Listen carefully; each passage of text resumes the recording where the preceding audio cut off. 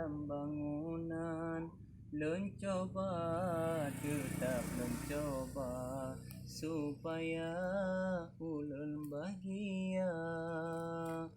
Karena hudip lon tuan dibalon ngan kesusahan.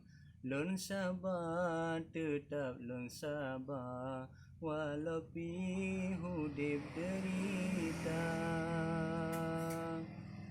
Jino lon coba untuk beralih ke lain cara, supaya hudip bahagia. Lon melake bapa tu Allah dengan bismillah.